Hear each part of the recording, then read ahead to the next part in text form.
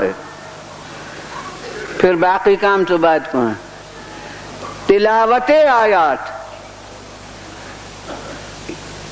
یہ بظاہر تو ہمارے نزدیک بہت آسان ہے، ہم قرآن اٹھاتے ہیں پڑھنا شروع کر دیتے ہیں، لیکن اب خالق کسی کو مقرر کرے اپنے آیات کی تلاوت کے لیے،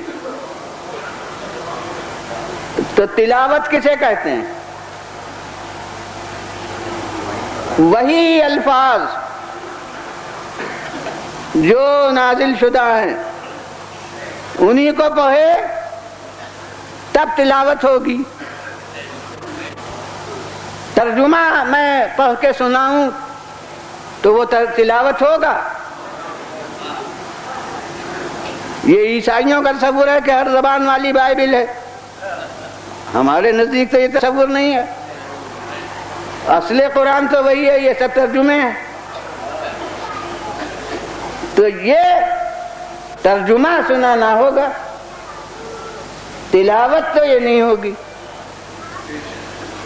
کیوں؟ اس لیے کہ زبان بدل گئی، وہ عربی تھی اردو ہو گئی یا کوئی اور زبان ہو گئی۔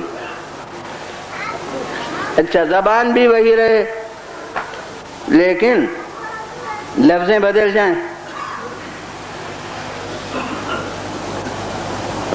باسا کے بجائے ارسلہ ہو جائے، مجھے معلوم ہے دونوں کے معنی وہی ہوں گے، بھیجا،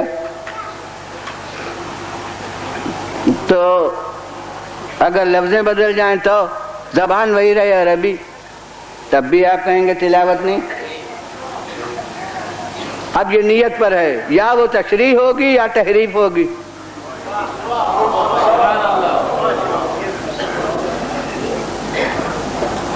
لفظیں بالکل وہی رہیں، ترتیب بدل جائے، آیت کی ترتیب۔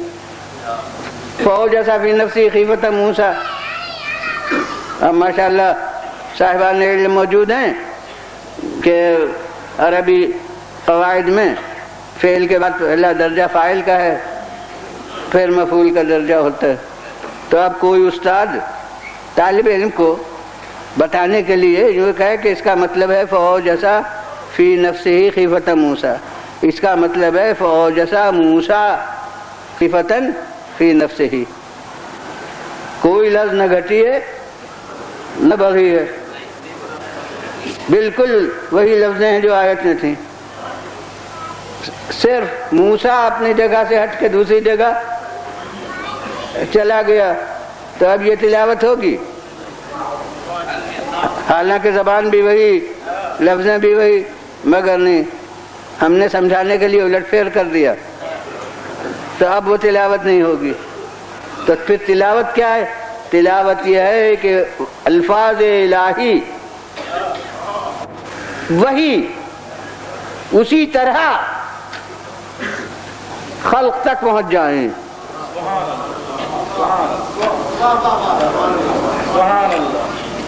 تب ہوگی تلاوت۔